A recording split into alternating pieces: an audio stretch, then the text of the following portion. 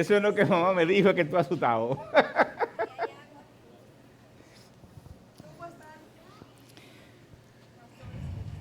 Ok. Amén, estamos bien. Ok. Pues nada, vamos a darle formal inicio a esta mesa redonda. Nosotros tenemos una serie de preguntas que entendemos que son las que típicamente se hacen para como que dudas que tienen las personas. Así que la traemos hoy aquí, pues como le dije, con la intención de que nuestros pastores pues, nos ayuden y nos den un poquito de claridad. Ok, nuestro pastor Marcos, nuestro pastor Luis, así que bendiciones. Si quieren decir algo o presentarse antes de... Amén, gloria a Dios. Presentar. Ya no Pastor, usted presentaron. no sabe. Ok. Amén. En nuestro primer segmento, nosotros vamos a hablar típicamente sobre vida cristiana y crecimiento espiritual. Entonces, la primera pregunta que tenemos es, ¿cuál consideran ustedes que es la manera más efectiva de fortalecer la fe en medio de las pruebas y los momentos difíciles? Gloria a Dios. Fortalecer la fe en momentos difíciles. Yo traje unos cuantos versículos que creo que pueden darnos apoyo a diversas preguntas, y para fortalecer la fe, creo que Santiago nos fortalece bastante. Si nos damos cuenta, el libro de Santiago nos habla en el primer capítulo que tened por sumo gozo cuando os halléis en diversas pruebas, sabiendo que la prueba de vuestra fe produce paciencia, mas tenga la paciencia su obra completa, para que seáis perfectos y cabales sin que os falte cosa alguna.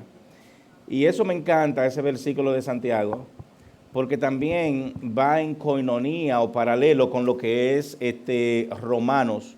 En Romanos capítulo 10 podemos ver que dice que la usamos mucho, pero tenemos que ponerla en práctica. ¿Qué es lo que oímos mucho? Que la fe es por el oír, y el oír la palabra de Dios. Por eso que tenemos que saber lo que escuchamos y cómo lo escuchamos, porque todo entra por el oído. Entonces, para fortalecer nuestra fe en medio de la prueba, que es algo bueno, yo creo que lo más importante es permanecer en Dios. Afirmar nuestros caminos en Dios, mantenernos con Dios. La fe no significa que el dolor usted lo va a obviar, que la tristeza usted la va a obviar, van a estar ahí. Claro que sí, la fe lo que nos va a dar es certeza y seguridad de que Dios en medio de ese dolor, de ese sufrimiento, está trabajando. Leemos los salmos, leemos los proverbios, leemos a Job, y qué bien nos sentimos cuando vemos el final de estos hombres de Dios. Las escrituras no nos esconden nada, las escrituras nos hablan lo bueno, lo malo de cada personaje de las escrituras, y por eso esos salmos están ahí, ese libro de Job que nos fortalece. Job no fue el único que sufrió, nosotros vamos a sufrir. Vamos nosotros a inclinar nuestra fe, no vamos a decir como Job, porque él tuvo su fe, ¿verdad? Y tuvo su espera, pero nosotros tenemos la certeza de que Dios lo sacó de donde él estaba, y eso que él no conocía a Dios, más cuando nosotros conociendo a Jesucristo. Es decir, que yo creo que primordial es aferrarnos a Dios y a la oración. Amén, Pastor Marcos. Repíteme la pregunta, por favor. Gloria al Señor. La pregunta, pastor, es ¿cuál consideran ustedes que es la manera más efectiva de fortalecer la fe en medio de las pruebas y los momentos difíciles? Amén, amén. No se ponga tan serio, que estamos nerviosos. Aleluya. Yo creo que uno tuviera que hacerse otras preguntas. Yo me haría otra pregunta. Yo me preguntaría, ¿verdad? Como una persona que está interesada en conocer a Dios, en ir a la iglesia, ¿por qué yo debería fortalecer mi fe? A esa que tú me haces, yo me hago otra pregunta, y es ¿por qué yo debería, por qué me conviene fortalecer mi fe? Entonces, cuando yo lo veo desde esa forma práctica, en lo que es el día a día, yo pienso que todo el que está tratando de acercarse a Dios es porque de alguna forma algo nos está pasando en el interior y nosotros, algo nos está motivando a acercarnos a Dios, ya sea que tengamos alguna situación, ya sea que tengamos algún problema, alguna enfermedad, ya sea que, usted me excusa, esto es formal, pero yo soy así, ya sea que estemos un poco hartos de la vida, de hacer algo, de los problemas, de lo mismo. Entonces, ¿por qué desde ese punto de vista sería importante y cómo lo puedo hacer? Parte de lo que dijo el pastor Luis, hay un versículo de la Biblia en Efesios, en el capítulo 6, versículo 10 y 11, que dice: fortaleceos en el Señor y en el poder de su fuerza. Vestíos de toda la armadura de Dios para que podáis estar firmes contra las acechanzas del diablo. Yo lo voy a leer de nuevo, ese verso. Dice: por lo demás, hermanos, eso será Pablo escribiéndole a los efesios. Y Pablo le decía: hermanos, fortalezcanse en el Señor y en el poder de su fuerza.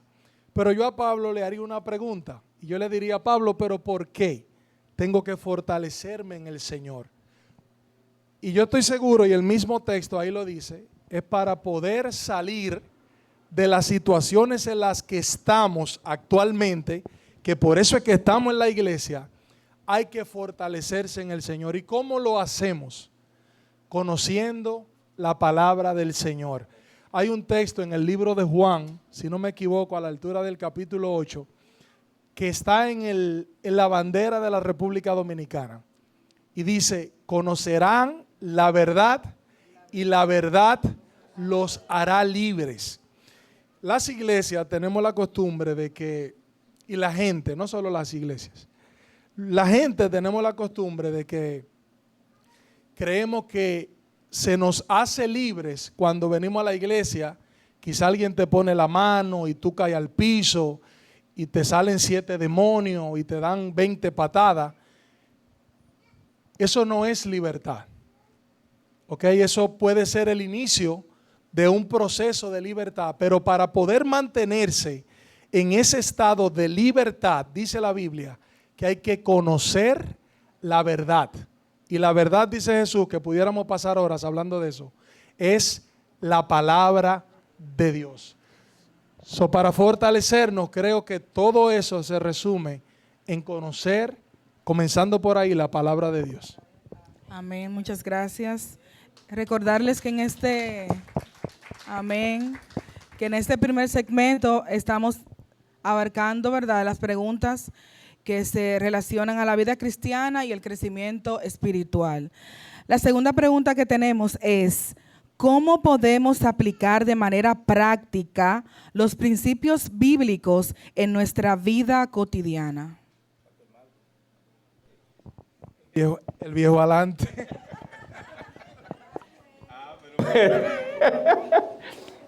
Trampa. No te extiendas mucho, que coja la otra. Amén, amén. ¿Cómo podemos aplicar de manera práctica los principios bíblicos en nuestra vida cotidiana?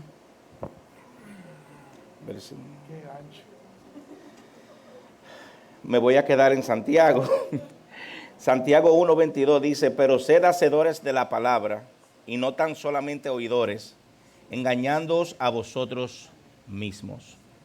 Es decir, que para hacer y poder de manera práctica mostrar nuestra vida bíblica, debemos de ser no solamente oidores, sino hacedores de la palabra de Dios. También en Romanos 12:2 dice: no os conforméis a este siglo, óigame bien, sino transformaos por medio de la renovación de vuestro entendimiento. Transformado de nuestro entendimiento. Es decir, aplicar la vida cristiana en estos momentos, ¿verdad?, difíciles, requiere de nuevo, y voy a hacer hincapié con esto, y yo creo que Marcos, yo y el liderazgo de la Iglesia Casa de Refugio hacemos hincapié en que tenemos que ser conocedores de la palabra de Dios. tenemos que conocer nuestra Biblia, que tenemos que saber lo que Dios quiere con nosotros. Es la única manera que nosotros podemos agradar a Dios, es la única manera que podemos caminar como Dios. Y creo que para eso lo que tenemos que hacer es representar a Cristo en nuestra vida cotidiana. ¿Y cómo lo vamos a representar? Nos podemos hacer preguntas. Antes de usted hacer algo, usted puede preguntarse, ¿le agradaría a Dios esto que yo voy a hacer? Antes de usted hacer algo, hay otra pregunta. ¿Esto representa a Jesucristo? Es decir, no podemos ser cristianos en estas 4 paredes solamente. Cuando nosotros salimos de estas 4 paredes es cuando nosotros representamos el reino de los cielos. Por 1 hora, por 2 horas, cualquiera es cristiano. Cualquiera adora, cualquiera canta. El verdadero cristianismo se representa en nuestra vida cotidiana, en cómo nosotros representamos a Dios con nuestros colegas del trabajo, el que está en la escuela, en las escuelas, cómo tú te comportas con los vecinos, qué dice tu familia de ti. Habemos muchos cristianos que venimos a la iglesia y las familias nos aman en las 4 paredes, pero de que salimos somos enemigos de que nos montamos en el carro. ¿Por qué? Porque representamos a Dios, a Cristo aquí en la iglesia y no lo representamos en la calle. Es decir, mi consejo es, y no para no abundar tanto como el pastor Marco, para nosotros representar en nuestra vida cotidiana, debemos de, primeramente, conocer la palabra y segundo, saber qué tan digno, maravilloso y sufrido sacrificio hizo Cristo en la cruz del Calvario por nuestras vidas. Pero por último, enfocarnos en la oración para así tener una comunicación con Dios y que el Espíritu Santo sea quien nos dirija, sea quien nos guíe a través del día. Amén, gloria a Dios. Pastor Marcos. Bueno, si Harold estuviera aquí, diría que esto está complicado.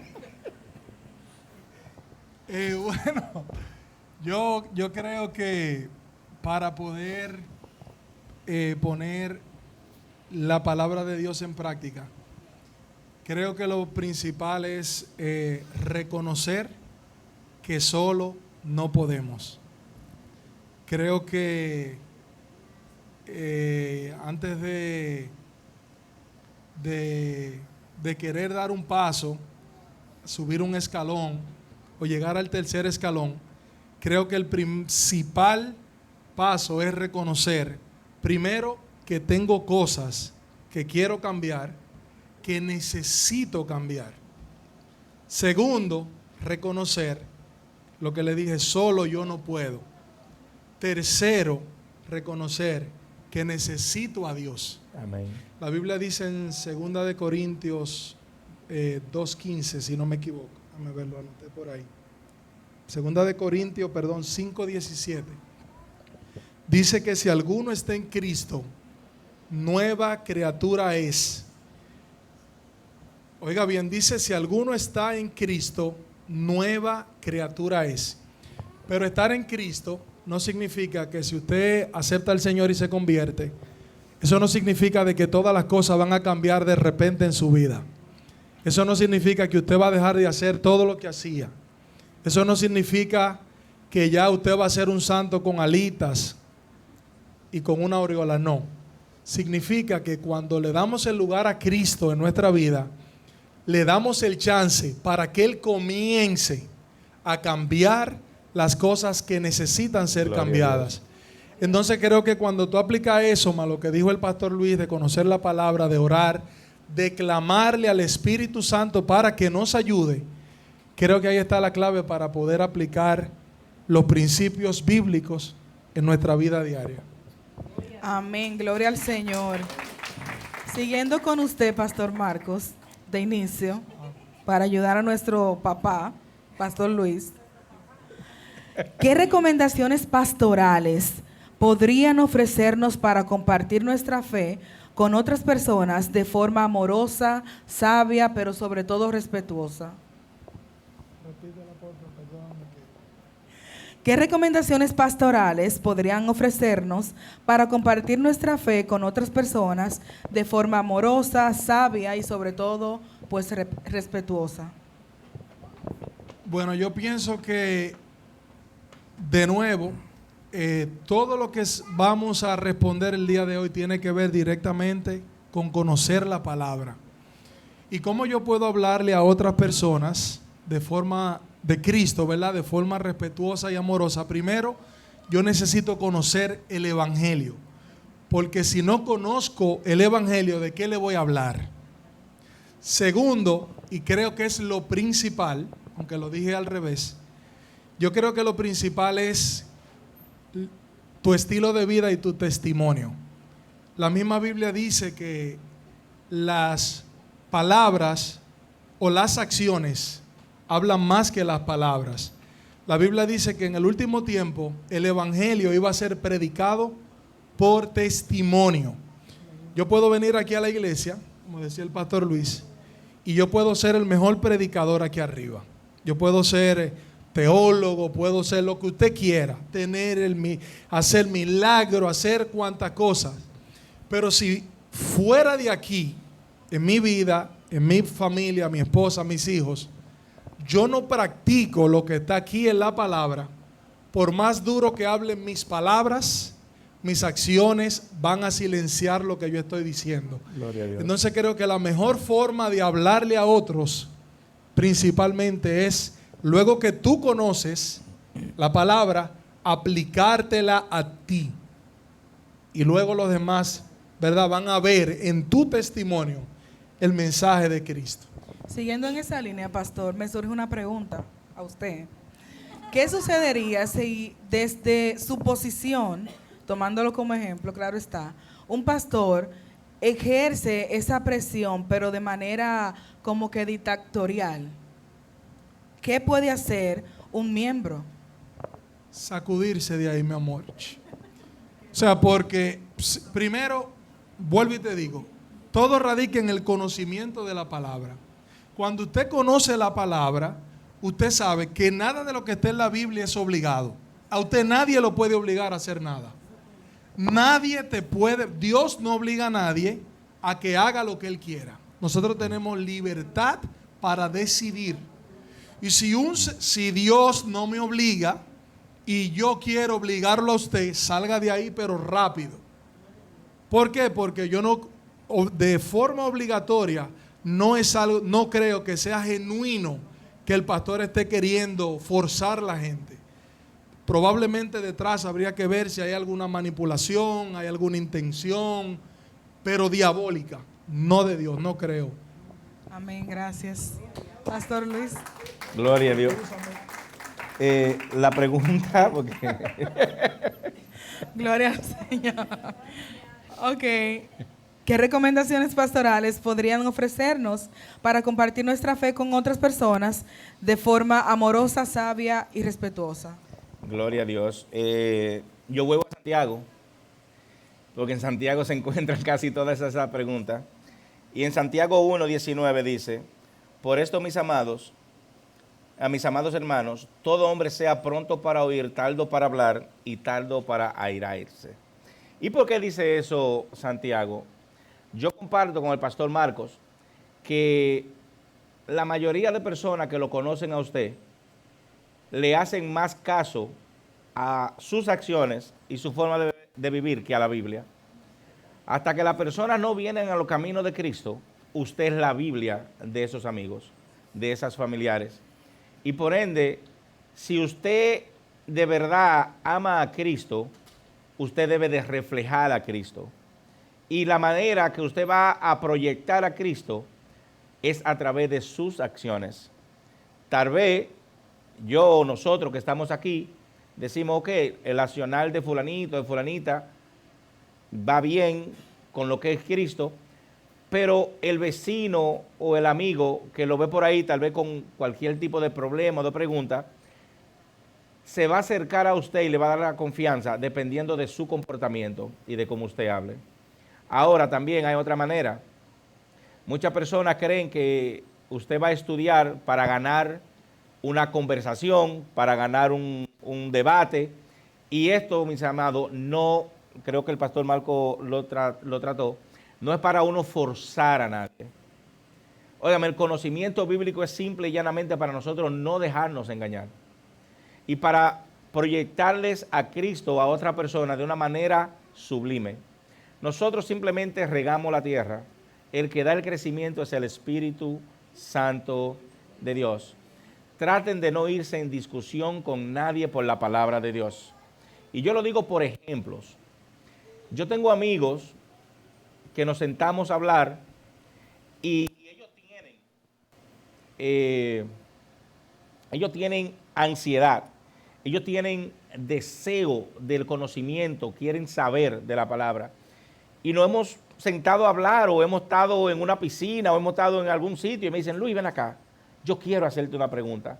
Pero ¿qué pasa? Para usted poder hablar con otra persona y que sea con respeto, usted no puede imponerse. Y hay personas que van a venir a pedirle un favor o a pedirle un consejo o a pedirle que le hable de la palabra, pero muchas veces esa persona ya están bloqueados y en realidad no quieren escuchar la palabra. Lo que quieren es ver hasta dónde te pueden llevar. Y yo he estado con amigos, sé que Marco también se le ha tenido esa circunstancia, donde plain and simple me han dicho, ven acá, Luis, ¿por qué es que los cristianos, porque estamos encabezados todos, cuando dos hacen algo, pagan los otros 100 que están atrás? ¿Por qué es que el cristiano habla mal del catolicismo? ¿Por qué es que hablan tan mal? ¿Por qué es que no los respetan? Entonces yo le digo, ok, porque todos salieron del catolicismo, todos fueron católicos. Y digo, qué bueno que llegaste ahí. Entonces cuando él se termina y se desahoga, entonces yo digo, ¿te puedo hacer una pregunta? Sí, ok. Para llegar al catolicismo, ¿cómo empezó de verdad el movimiento? No, yo no sé. Ok, qué bueno. Tú sabes que primero se llamó El Camino. Y empiezo a hablarle. Oh. Y entonces, cuando ya yo llego donde yo quiero llegar, que él quiere, para tratar de entender, entonces una contesta, a veces tú la buscas haciendo una pregunta. Entonces la pregunta que yo le hago es, ¿tú sabes lo que quiere decir catolicismo? ¿Tú sabes lo que quiere decir católico? Ahí me bloquean. Porque no le interesa. O porque no saben, una de las dos. Pero si no saben y le interesara, te abren la puerta. Explícame. Pero cuando te bloquean, es porque entienden que tú le vas a decir, ok, ese es el inicio, y tú sabes que católico simplemente significa universal, y todo tiene un inicio, con la excepción de Dios. Entonces, cuando no te quieren abrir la puerta, yo no lo forzo. ¿Por qué? Porque si esa persona se acercó a mí, empezó a hablar de eso, es porque mañana me va a abrir la puerta para otras preguntas que yo le tenga y pasado mañana ganárnoslo para Cristo. Yo creo que una manera para nosotros ser cordial y no imponernos en otra persona es escuchando, no imponiéndonos nosotros sobre esas personas, modelar la palabra de Dios y siempre estar dispuesto para ayudar y para orar a otra persona. Amén, amén, gracias. También sabiendo que cada pregunta tiene una real intención. Entonces nosotros en nuestro diario, ¿verdad?, nuestra vida cristiana, tenemos que comenzar a identificar con la intención, o sea, tratar de ver cuál es la real intención con que a veces se nos hacen algunas preguntas. Gracias, pastores. Amén. La última pregunta de este pequeño segmento ¿es necesario que todo cristiano posea conocimientos teológicos básicos para fortalecer su fe y discernimiento espiritual? Ay, santo, Marco, ¿sí? Déjame responder adelante, que esa está fácil.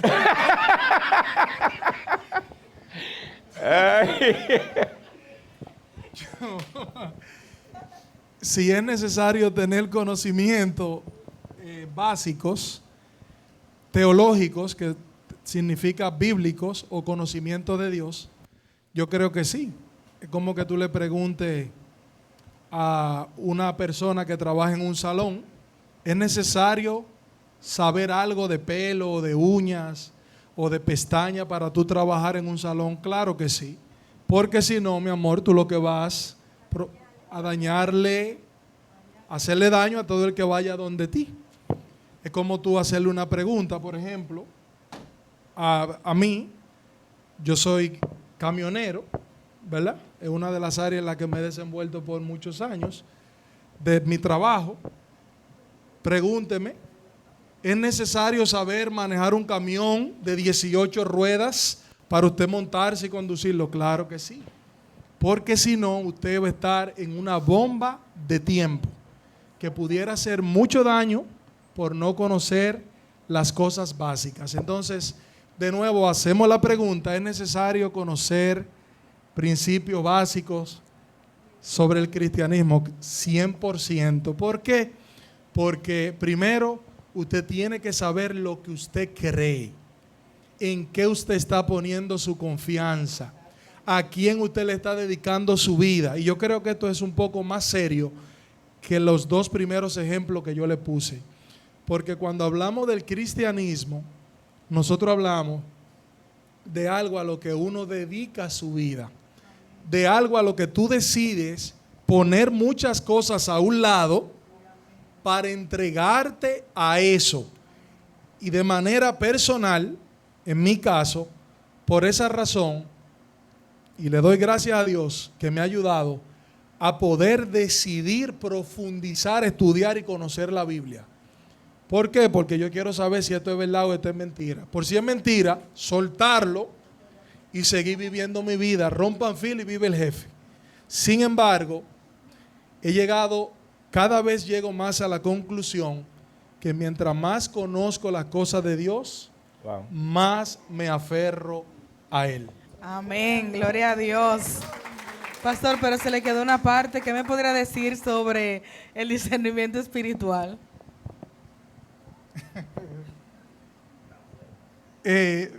Yo mencioné un versículo ahorita que está en la bandera de la República Dominicana, que dice: conocerán la verdad y la verdad los hará libres. Y de nuevo, el conocimiento es lo que puede libertar a una persona. Wow. Pero la falta de conocimiento, oiga bien, te liberta conocer la verdad. Pero la falta de conocimiento te esclaviza. Gloria a Dios. Y si tú no tienes conocimiento de la verdad, tú vas a carecer de discernimiento. ¿Qué es discernimiento? Poder diferenciar una cosa de otra. Por ejemplo, ¿para qué necesitamos el discernimiento espiritual? ¿O por qué sería importante poder diferenciar espiritualmente lo que es verdad o lo que no, para que no nos engañen? Como diría nuestro hermano Melvin, moca. Hay que estar chivo, como decimos los dominicanos. ¿Por qué? Porque no nos queremos dejar engañar. Entonces creo que el discernimiento es vital para nosotros como cristianos y se consigue solamente a través del conocimiento de la palabra. Gloria a Amén, Dios. gloria a Dios. Excelente respuesta, Pastor Luis. Gloria a Dios. No, yo creo que para añadirle ahí, me salí de Santiago, pero vamos a usar, ¿verdad?, un versículo que creo que todos nos lo sabemos de memoria, que es: mi pueblo perece por falta de conocimiento. Eso lo conseguimos, ¿verdad?, en ese profeta menor, Oseas. Y habla que el pueblo perece por falta de conocimiento y de verdad que creo que todo el cristiano, aunque, como dijo Marco, es necesario que sepa de teología, eso no significa que tenga que ir a una escuela de teología. No significa que tenga que estudiar 4, 6, 8, 10 años de teología para poder compartir la palabra, pero sí un cristiano debe de tener fundamentos para ellos poder argumentar. Y la pregunta que Madeline hizo, wow, la necesidad. Si es necesario tener ese conocimiento, yo creo que sí. Porque cuando hablamos de necesidad es lo que tú tienes que saber. Y nosotros tenemos que tener confianza en lo que conocemos. Es como dice Marcos. El pastor Marcos dijo algo bien llano. Para usted poder presentar a Cristo, usted tiene que tener conocimiento de Cristo. Es decir, para nosotros poder hablarle a otra persona, nosotros tenemos que saber de qué nosotros le vamos a hablar. Nosotros tenemos que tener fe. Tenemos que conocer la palabra. Tenemos que saber quién es Jesucristo, a qué vino, qué hizo por nosotros, por qué nosotros estamos aquí en el día de hoy. Le damos gracias a Dios también, no, creo que abundaste también en este punto, que nosotros, creo que es la única religión o creencia, como le dicen otras personas, que puede llevar a la historia todos los acontecimientos que nos dice la palabra que ocurrieron. Podemos mostrar a Cristo, podemos nosotros afirmar todo lo que nosotros predicamos y hablamos de un Dios. No se esconde nada. Y todo eso nos da a nosotros el conocimiento para hacerlo, claro que sí. Pero hay otro versículo que sí voy a hablar de él, y está en 2 de Pedro, que dice: creced en la gracia y el conocimiento de nuestro Señor Jesucristo. Cuando conocemos la palabra, eso va a fortalecer nuestra fe. Y si se fortalece nuestra fe, eso va a ayudarnos a distinguir o discernir la verdad de Dios. Y esa es, creo, la manera más efectiva de nosotros hacerlo. Amén, amén, amén. Gracias. Gloria al Señor. Hemos terminado nuestra primera etapa, donde ustedes se acuerdan que estábamos hablando sobre la vida cristiana y crecimiento espiritual. En nuestra segunda etapa vamos a estar hablando un poquito sobre adoración, oración y redención con Dios. Entonces, la primera pregunta de esta segunda etapa es la siguiente. En la experiencia cristiana, ¿la adoración a Cristo debe entenderse desde una dimensión más intelectual, emocional o integral? Ahí sí me la dejaste a mí, ¿verdad? Gloria a Dios. La adoración. No, hay que hablar bien de los adoradores para que vuelvan. El Salmo 150 termina de una manera bien admirable. Todo lo que respire, alabe a Jehová. Es decir, adore a Jehová. Pero también en el Salmo 103 empieza diciendo: bendecid, oh alma mía, a Jehová, y bendiga todo mi ser su santo nombre. Es decir, que la adoración, adorar a Cristo, conlleva los tres, Madeline. Y me voy a enfocar ahora mismo en lo integral. ¿Por qué en lo integral? Porque en lo integral tenemos que entender que cuando nosotros adoramos, eso incluye nuestra mente. Nosotros adoramos incluyendo nuestra mente, pero también eso, no sé, el que estaba adorando ahora mismo, que sintió, pudo palpar la presencia del Espíritu Santo. ¿Qué eso hace? Que eso integra nuestras emociones. Eso integra nuestras emociones, pero lo último que nosotros tenemos que hablar de la adoración, aparte de lo mental, lo emocional, es que debemos de vivir una vida de adoración. Debemos de mostrar una vida de adoración. Un adorador no puede andar por ahí diciendo que adora a Dios y mostrando otra vida. Es decir, para ser adorador también necesitamos de conocer la palabra de Dios. Porque cuando adoramos a Dios, lo adoramos pensando y sabiendo quién es Él, dándole honor y gracia a Él. La adoración debe de ser nuestro enfoque de adorar a Dios. Claro que nos va a tocar emocionalmente, emotivamente, mentalmente, pero eso es lo que yo llamo un intercambio recíproco. Nosotros les damos a Dios y Dios nos devuelve a nosotros. Creo que esa es la adoración. Claro que sí, lo incluye los tres, mentalmente, emocionalmente e integralmente. Pastor Marcos.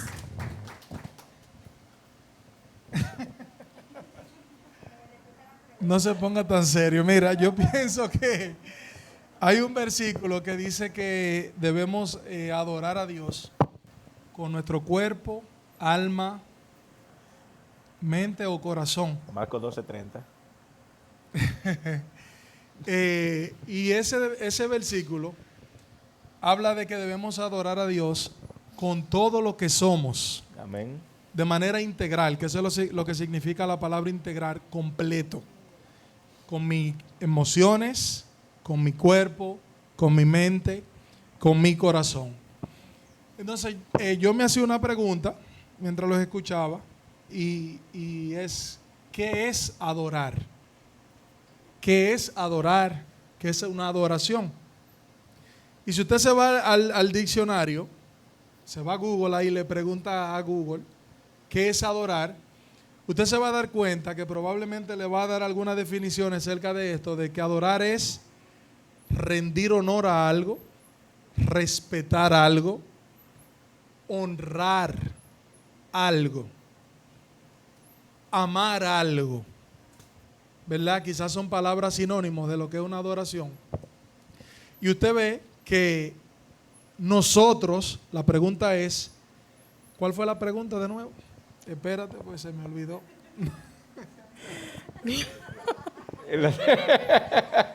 Nosotros, la adoración va mucho más allá de nosotros cantarle cánticos al Señor aquí en la iglesia. Cuando usted entiende la adoración de una manera completa y de honrar a Dios, de amar a Dios, de respetar a Dios, de venerar a Dios, de servirle a Dios, 4 canciones no son suficientes para definir adoración. Ni siquiera la vida completa del ser humano es suficiente para nosotros darle adoración a Dios. Entonces, cuando tú entiendes el concepto de lo que es adorar, yo pienso que la adoración es un privilegio. Gloria a Dios. Que Dios le ha dado al ser humano para que lo amemos, para que lo honremos, para que lo respetemos, para que nos deleitemos en adorarlo. Y usted sabe que es lo más interesante, que los que son bendecidos cuando honramos a Dios, amamos a Dios, respetamos a Dios, no es Dios. Dios no recibe ningún beneficio. Escuche esto. Dios no recibe ningún beneficio con que usted lo adore. Él no necesita la adoración de nosotros. Los beneficiados somos nosotros cuando decidimos adorar a Dios. Gloria a Dios. Y yo creo que cuando uno lo entiende desde ese punto de vista, uno se complace. ¿Por qué? Porque tú no entiendes la adoración como, oh, me están diciendo en la iglesia de que levante la mano. No, mi amor. Eso no es adorar. Eso es parte de la adoración que le damos a Dios aquí en el servicio. Pero la adoración es mucho más que eso. Y al final, para cerrar, yo le exhorto que si usted tiene alguna situación en su vida emocional, algún vacío, lo que usted quiera, dedique un poquito de su día a decir, yo voy a adorar a Dios. Wow. Y en par de semanas, traiga y venga aquí. Y si quiere venir adelante, aquí siempre estamos abiertos. Y diga lo que usted esté experimentando cuando usted puede vivir una vida de adoración, de respeto, tratando de honrar a Dios. Y usted va a ver cómo su vida va a cambiar de una manera radical. Bendiciones. Gloria a Dios. Santo. Amén. Wow, madre, yo creo que esa parte ahí Marco concluyó, es decir, nuestra adoración es nuestra forma de vida. Nuestra adoración a Dios es nuestra forma de vida. Gloria a Dios. Amén, gloria a Dios. Gloria al Señor. Ok, respecto a este tema que estamos hablando de la adoración a Cristo debe entenderse desde, respecto al tema de la adoración, ¿es correcto dirigir nuestras oraciones a Jesucristo en lugar de orar directamente al Padre? Gloria a Dios. Yo me río porque Carmen ayer me pregunta, amor, ¿y tú te estás preparando? Y yo, ¿y para qué? Yo estoy buscando versículos porque las preguntas vienen. Ay, Dios, gloria a Dios. Yo creo que esa pregunta, gracias Marco por dejármela, pero en realidad viene mano a mano creo que con la serie que traímos del Padre Nuestro. Porque si nos vamos al primer versículo que tratamos, cuando Jesús le estaba diciendo a los discípulos, esta es la manera de orar que está en Mateo 6:9. Padre nuestro que estás en los cielos, santificado sea tu nombre. Es decir, Jesús le está diciendo, óigame, cuando ustedes van a orar, esta es la manera, oren directamente al Padre. Díganle a nuestro Padre Celestial que ustedes reconocen quién es Él, cuál es su poder, que no estamos adorando a un Dios cualquiera, que estamos reconociendo que tú eres el Dios por encima de todo, que todo lo puede. Es decir que, claro, en la oración tenemos que orarle al Padre, pero no está mal y creo que podemos orar de las dos maneras. ¿Por qué? Hay un hecho que ocurrió cuando Pablo era Saulo, que apedrean a Esteban. Y dice la palabra que Esteban, cuando estaba ya, ¿verdad?, perdiendo la batalla, vio como un éxtasis a Dios y al Hijo a su diestra. Y Esteban le dijo, Señor Jesús, perdónalo, porque no saben lo que hacen. Pero si nos vamos más lejos también, podemos ver en Apocalipsis. En Apocalipsis, creo que lo escribí, 22:20 dice, el que da testimonio de estas cosas dice, ciertamente vengo en breve. Y todos a una contestaron, amén, sí, ven Señor Jesús. Es decir, que nosotros podemos orarle al Padre a través del Hijo. Jesús fue claro cuando dijo, todo lo que pidáis en mi nombre es al Padre, Él se lo concederá. Jesús y Dios son uno. Es la misma esencia. Jesús puso mucho hincapié, para hablar dominicanamente, en Él decir que todo lo que nosotros pidiéramos al Padre a través de Él, se les será concedido. Pero también en la oración dijo, donde hay dos o más unidos en mi nombre, en el nombre de Jesús, Él estará presente. Creo que, claro, no está mal y es una forma adecuada orarle al Padre solamente, pero también le podemos orar al Padre a través del Hijo. Recuérdense, como dije en esa serie del Padre Nuestro, no hagamos de esto un modelo, no hagamos de esto una costumbre a seguir. La oración del Padre Nuestro es el modelo perfecto para nosotros orarle al Padre. Y Jesucristo nos mostró eso versículo tras versículo a través de la oración del Padre Nuestro.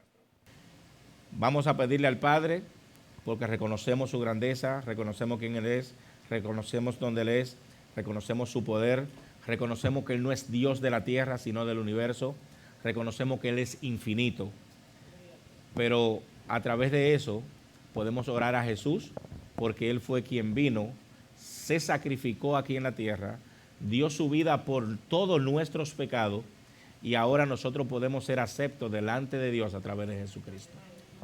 Amén, amén. Gloria a Dios. Pastor Marcos. Amén. Yo creo que, como decía el pastor Luis, él estuvo hablando por 5 semanas la serie del Padre Nuestro y explicó bastante claro la parte de que cuando nosotros oramos, que quien habla en esos textos que él estuvo predicando era Jesús. Y Jesús decía, eso está en Mateo 6, 9 al 13, por allá atrás. Y Jesús decía, cuando oren, oren de esta manera: Padre nuestro, ¿verdad?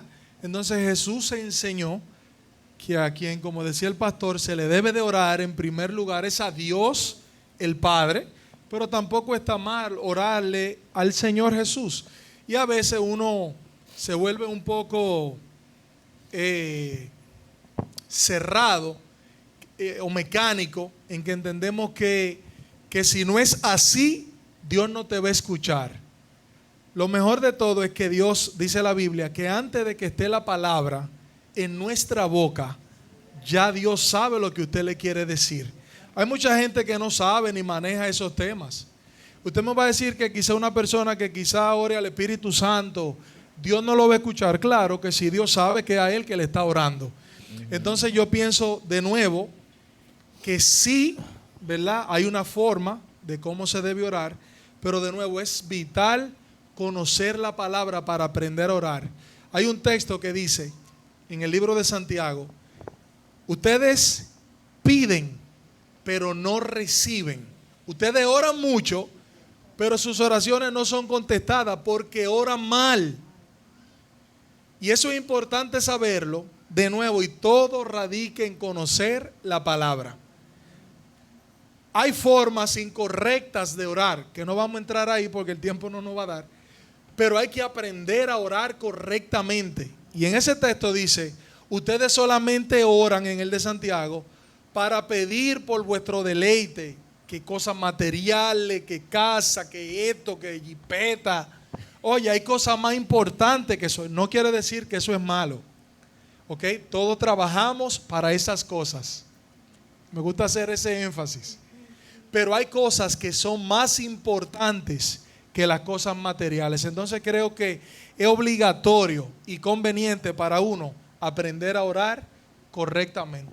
Gloria a Dios. Amén, gloria a Dios.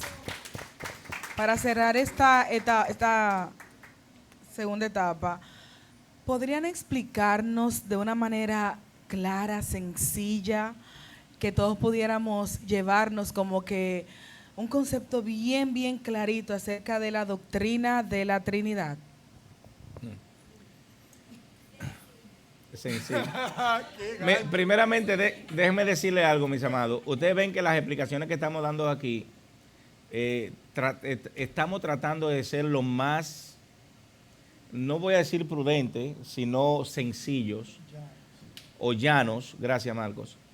Porque cada una de estas preguntas que nos está haciendo nuestra amada Madeline requiere una contesta de no menos de 15 minutos. Lo que esperamos es que con esta respuesta que estamos dando, ustedes se lleven por lo menos lo básico. Y, cómo no, tal vez se crea esa hambre de usted querer conocer más de lo que se habló en el día de hoy.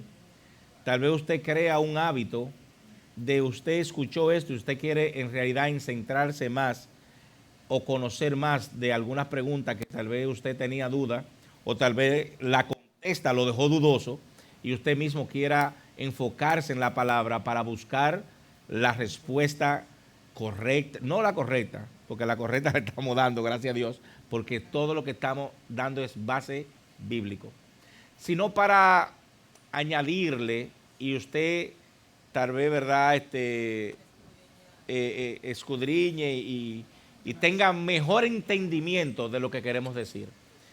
Sin más preámbulo, la Trinidad.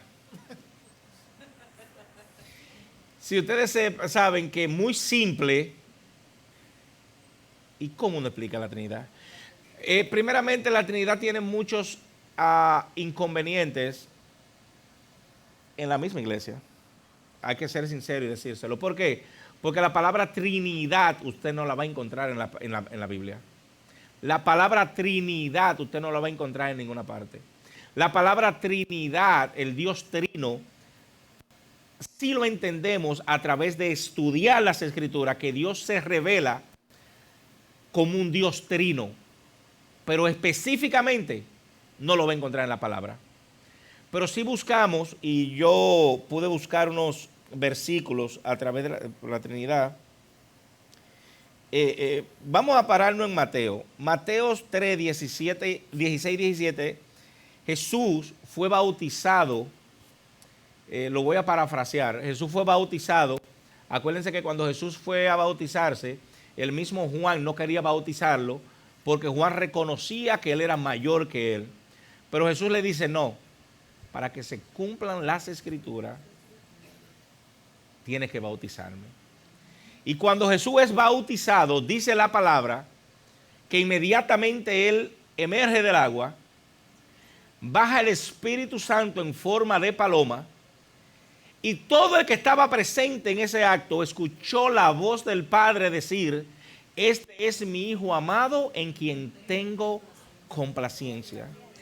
Ahí podemos ver por primera vez como yo creo que ahí es por primera vez que podemos ver la manifestación de la Trinidad, donde habla el Padre, desciende el Espíritu y el Hijo está en la tierra. Ahí podemos nosotros ver lo que es la Trinidad.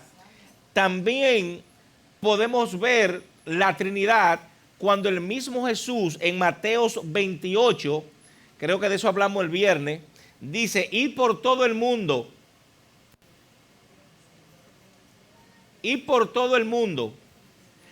y hacer discípulos por todas las naciones.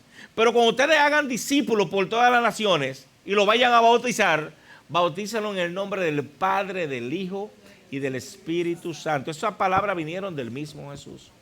Es decir, que ahí podemos ver la Trinidad, el Dios Trino por segunda vez. Yo no quiero caer en querer explicar a Dios con cosas físicas ni nada, porque me van a decir otras cosas. No voy a caer en el huevo y eso. No, porque eso puede traer confusiones. Sino bíblicamente creo que también podemos ver que la Trinidad no es algo del Nuevo Testamento. Si nos vamos al Antiguo Testamento, podemos ver que el Espíritu Santo sí era presente, lo que no era que moraba en nosotros como lo hace ahora. Si nos vamos al libro de Sansón, ustedes pueden ver cómo Sansón, cada vez que el Espíritu Santo descendía sobre él, él tenía fuerzas sobrenaturales. Es decir, podemos ver cuando Moisés, Dios le dice, dale a la roca para que le dé agua de beber a todo el mundo. Esa era una tipología de que era el mismo Cristo que iba a impartir esa agua para el pueblo. Y podemos ver que la Trinidad, aunque no se menciona en la Biblia, sí la podemos ver a través de las Escrituras. Dios es un Dios trino. Eso no quiere decir que son tres personas, son tres en uno. El Hijo no hace nada en contra del Padre, pero el Espíritu Santo no hace nada en contra del Hijo y el Espíritu Santo. Amén. Y gloria a Dios que ahora el Espíritu Santo, Dios no lo dejó para que viva y more dentro de todos nosotros. Por eso es que cada vez que nosotros vamos a hacer algo que no va acorde de Dios, dígame si miento, que su sentir, su espíritu, no tiene un choque con el Espíritu Santo y aunque usted lo haga, usted se va a sentir mal porque usted está haciendo cosas en contra de ese que vive en usted, que es el Espíritu Santo de Dios. Pastor Marcos, ¿te quiere aportar algo? Madre, casi no. Oye. Bueno, yo creo, Madeline, no, está bien. Mira, el tema, yo pienso que el tema de la Trinidad, Madeline cuando nos dijo que íbamos a hablar de ese tema un poquito, nosotros le dijimos, mire, es un tema demasiado amplio, demasiado amplio. El pastor Luis, mi persona, con algunos de los hermanos de aquí, nosotros hemos pasado quizá meses, no sé si años, estudiando sobre ese tema. Y es un tema bien complejo porque es tratar de explicar al creador del mundo, que es Dios, y tratar de hacer lo que entre en nuestro cerebro pequeñito que nosotros tenemos. Y ni siquiera para la gente que se dedica a estudiar esos temas, eso no es algo sencillo de entender, ¿verdad? Y uno trata de explicarlo de la mejor manera posible, pero el tema no es sencillo. ¿Qué nosotros podemos aprender? Así como decía el pastor Luis, y es bien interesante el primer punto que tú mencionaste, y es que la palabra Trinidad no aparece en la Biblia, así como tal. Literalmente no aparece esa palabra. Pero se entiende y se ha entendido a través de los tiempos. Perdón, se me quedó una S ahí, usted sabe. Se ha entendido como la manifestación de Dios en tres formas distintas. Muchas personas lo explican de diferentes formas. Dios a través de la creación, cuando usted va al libro de Génesis, al capítulo 1, usted se va a topar que dice que cuando Dios estaba creando el mundo, dice el texto allá, dice: en el principio creó Dios los cielos y la tierra. Pero cuando llega a una de las partes de la creación, comienza a hablar en plural y dice: hagamos tal cosa, hagamos tal cosa. Y ahí hay una, ¿verdad?, complejidad, quizá lingüística, y no quiero entrar mucho por ahí, porque la idea no es confundirlo, pero cambia de plural a singular, de singular a plural, dando a entender que en el principio, cuando se estaba creando el mundo, había más de un ser. Había un Dios, pero ya estaba Jesucristo allá. Estaba el Espíritu Santo. Usted sigue un poquito más adelante en el libro de Génesis y dice: en el inicio el Espíritu de Dios se movía sobre las aguas. Y pudiéramos, el pastor Luis mencionar desde el Antiguo Testamento las ocasiones innumerables que se manifestó el Espíritu Santo, que se manifestó Cristo. Pero ¿cómo podemos tratar de entender? Y tenga esto claro, no es sencillo. La pregunta es explíquenoslo de una forma sencilla. La respuesta a eso es: no existe una manera sencilla. Pero Dios se ha manifestado a los seres humanos de tres maneras distintas. Se ha manifestado como Dios el Padre, creador del universo. Se manifestó a través de su Hijo, Jesús.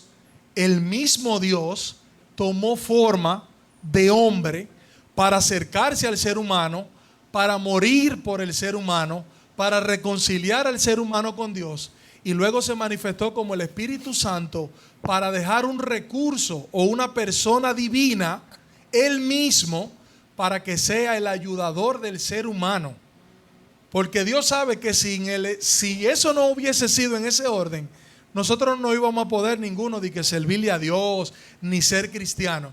Entonces, ¿cómo nosotros sabemos que esas tres formas de las que Dios se ha manifestado son la misma cosa?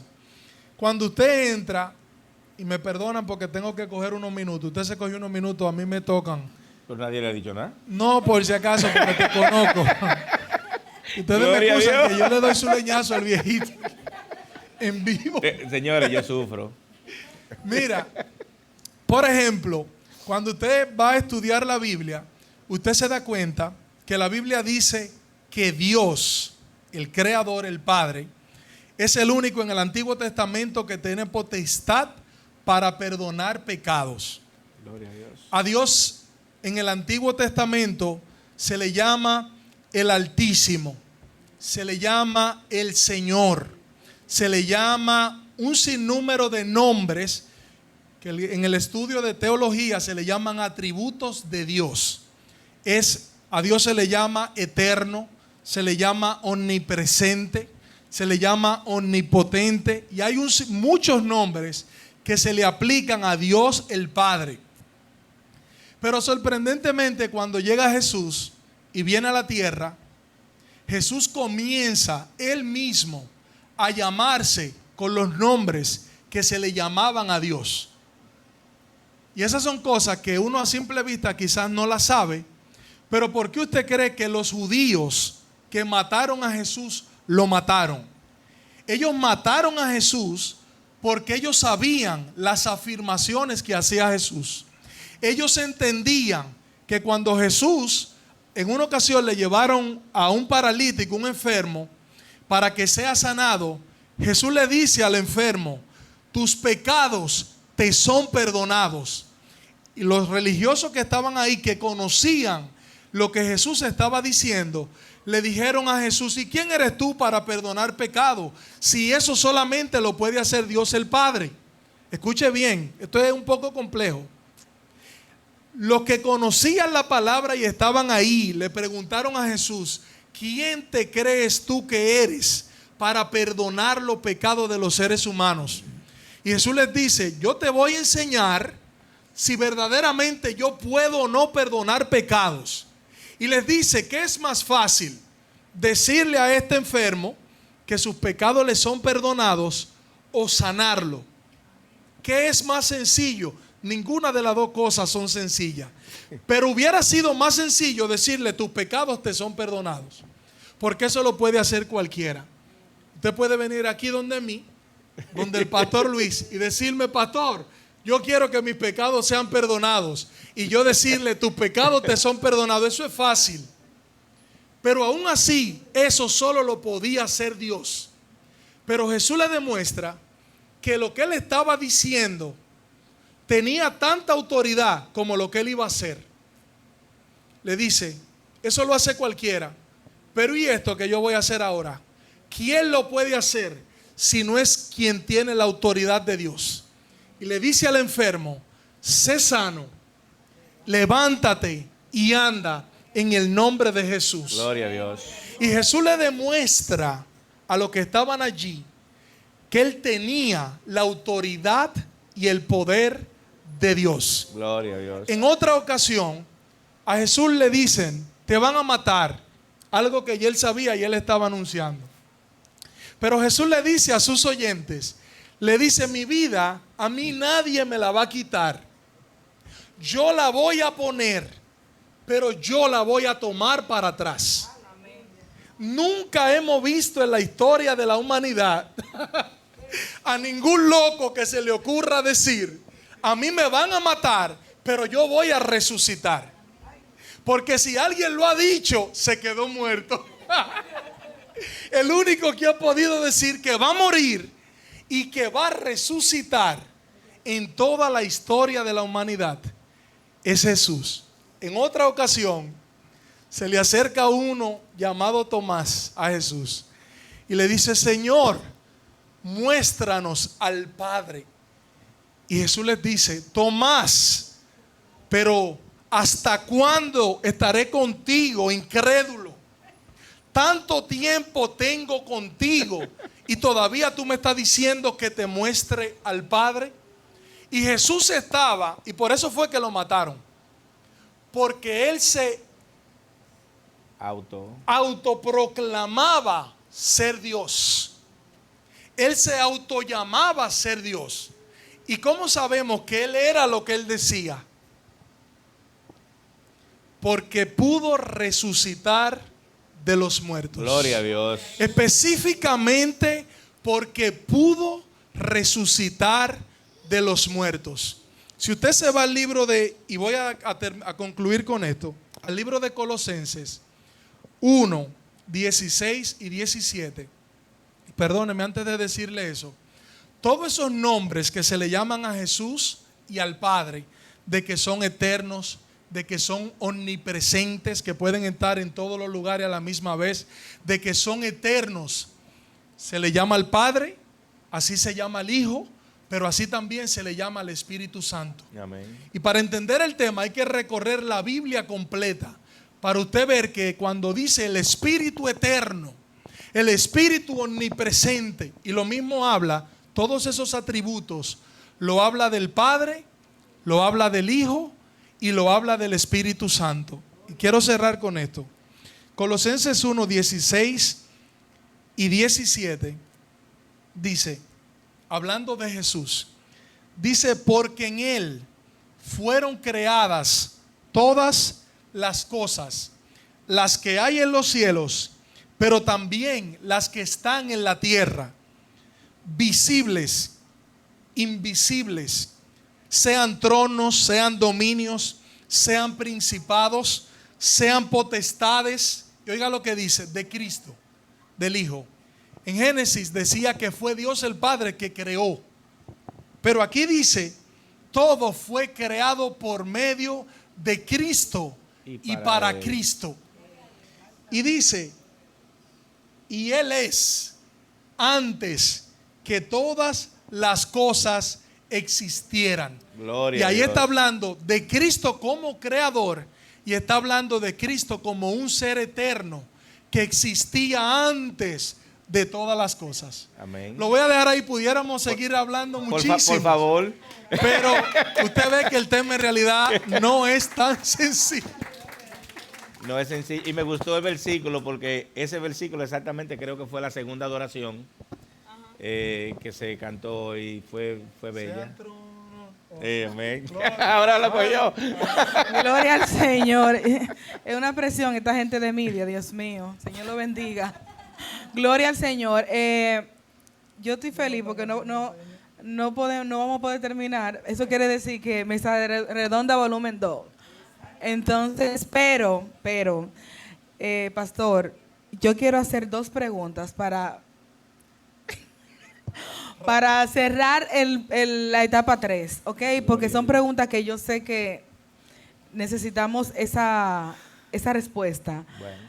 Ok, solamente la etapa 3 vamos a hablar, son 2 preguntas. Vamos a hablar acerca de llamado ministerial y discernimiento espiritual. Pregunta, dice, desde la perspectiva de ustedes como pastores, ¿cómo puede identificarse el llamado genuino al pastorado? ¿Cuándo una persona está preparada para ejercer dicho ministerio? Pastor Marco. Bueno, yo creo que cuando uno, como decíamos ahorita, cuando uno se convierte y uno acepta al Señor, ¿verdad? Y uno comienza genuinamente a buscar a Dios, y usted comienza a acercarse a Dios, a orar, etcétera, a agotar su proceso de ser cristiano, de conocer a Dios, Dios comienza a trabajar en la vida de nosotros. Y yo creo que Dios va de alguna manera poniendo, que eso lo dice la palabra, el querer como el hacer. Dios nos va diciendo, Dios nos va poniendo el deseo de querer hacer cosas para Él, de querer servirle a Él. Y yo lo puedo decir de mi vida práctica, de mi experiencia. Yo no fui cristiano hasta X edad. Y yo ni quería, nunca pensé de que aquí iba a ser ni cristiano, nunca pensé mucho menos que yo iba a ser pastor. Nunca pensé que yo iba a servir en una iglesia. ¿Cómo pasó eso? Por mi mente eso nunca me había pasado. Nunca. Tal como le estoy diciendo, comencé a ir a la iglesia, Dios comenzó de alguna forma a tratar conmigo. Y según me fue pasando el tiempo, Dios va poniendo ciertos deseos para que uno le sirva. Y Dios te va dejando saber cuál es tu don? ¿Qué es lo que Él quiere contigo? Dios no lo deja saber, pero es un proceso de tiempo. Y cuando estamos preparados, yo creo que quizás preparado del todo nunca estamos. Porque sí entiendo que hay un proceso que hay que agotar. La Biblia dice que para ejercer un ministerio, servirle al Señor, uno no debe ser un neófito, que eso significa nuevo creyente, ¿verdad? No puede ser un creyente inmaduro. ¿Por qué? Porque uno cuando está comenzando, uno está aprendiendo, uno está dando los primeros pasos. Usted a un niño no le pone la llave de un carro en las manos. El niño tiene que llegar a cierta edad, convertirse en un joven, crear cierta madurez para poder luego entonces pasar su proceso de su licencia y llegar a conducir.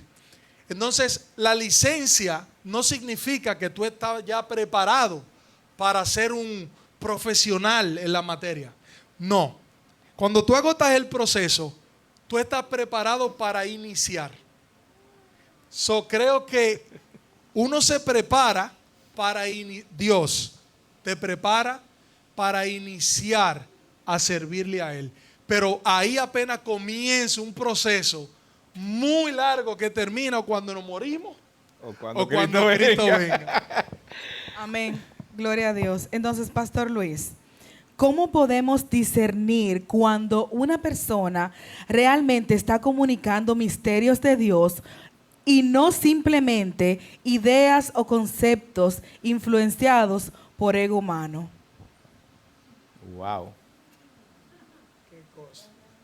Nos metimos al zapateo. Gloria a Dios. Ok, misterio de Dios, Melvin. Señores, este hombre no se ha desayunado. A Melvin era que había que poner a contestar esta pregunta, pero está bien.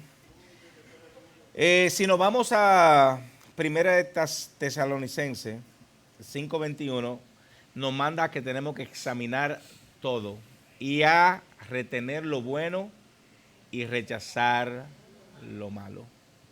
Creo que debemos de iniciar por ahí. Y si buscamos también otros versículos, en Mateo también nos dice que, y mucho que lo utilizan ustedes este versículo, por sus frutos los reconoceremos. Lo que pasa es que muchas personas, que creo que el pastor Marco trató esto ahorita también en una de las preguntas que se hizo, muchas personas, porque el predicador es elocuente, porque habla bonito, porque tiene una manera bien, una postura bien bonita para hablar, creen que están hablando palabra de Dios. Y creo que tenemos que poner un paralelo entre los dos. Tenemos que saber cuando algo viene de Dios y cuando algo no viene de Dios. Por ejemplo, nosotros debemos de saber que la palabra que sale de este púlpito aquí, de este altar hacia el pueblo, debe de glorificar a Dios, alabar a Dios, pero sobre todo debe de confrontarnos la palabra. Si esa palabra hace lo contrario, que elogia al que está predicando, que alaba al que está predicando, y usted no tiene un sentido de lo que es la palabra de Dios, tenemos que analizarla. Tenemos que saber que todo lo que viene de Dios exalta a Dios. Todo lo que viene de Dios alaba a Dios. Y por eso nosotros, y qué bueno que mira, terminamos en esta pregunta, tenemos que hacer como estos hombres de Berea. Ahí predicaba Pablo. El mismo Jesús podía ir a predicar. Y usted no oía un amén. Esa gente salían de ese servicio a sus casas a buscar a ver si lo que se dijo era cierto. Nosotros somos llamados a estudiar la palabra de Dios para cuando nos prediquen la palabra de Dios, nosotros poder ser confrontados, podamos ser también no convertidos, sino tener esa presencia de lo que se está hablando aquí, nos está confrontando a nosotros. Porque la palabra que se habla aquí es para edificación de la iglesia de Cristo. Y por ende, nosotros cada vez que se adora, cada vez que se alaba, cada vez que se habla la palabra, debemos de sentir esa confrontación y ese cambio que nosotros debemos de hacer. También, como dice en Mateo, ¿verdad? Esa palabra debe de ser una palabra que venga con humildad. Debemos de ser humildes trayendo la palabra. Y aquí yo puedo ver que aparte de la humildad, también, si leemos otro versículo, hermano, no voy a traer más versículos, porque lo que yo quiero terminar con esto, y es algo que así inicié y vamos a terminar, gracias por la palabra. Tanto nosotros como pastores, como todos los líderes, yo les ruego a ustedes, los que están en el chat, de que no están en el chat, que lo agreguen al chat. Usted no tiene que tal vez verlo cada vez que se envíe, pero por lo menos coja una hora en el día para ver lo que se envió. Y ustedes van a ver que mandamos siempre, lean la palabra, coja un momento para que ore. ¿Por qué? Porque es la única manera que vamos a poder discernir si lo que se predica de aquí viene o no viene de Dios.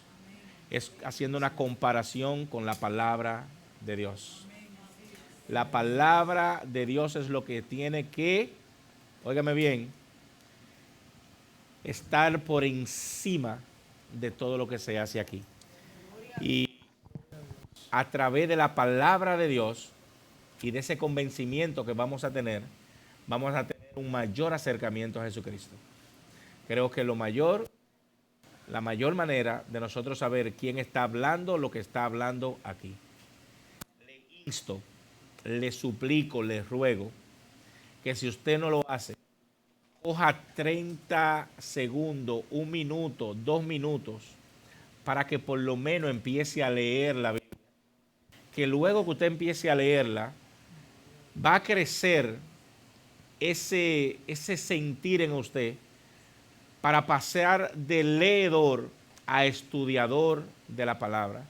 Y ustedes van a estudiar la palabra de una manera que cada vez que se pare una persona aquí a predicar la palabra, cada vez que usted escuche una palabra en línea, cada vez que un hijo o una hija de Dios le hable de la palabra de Dios, usted va a poder discernir si eso viene de Dios, porque ya usted está empapado de lo que es la palabra de Dios. Amén, gloria a Dios.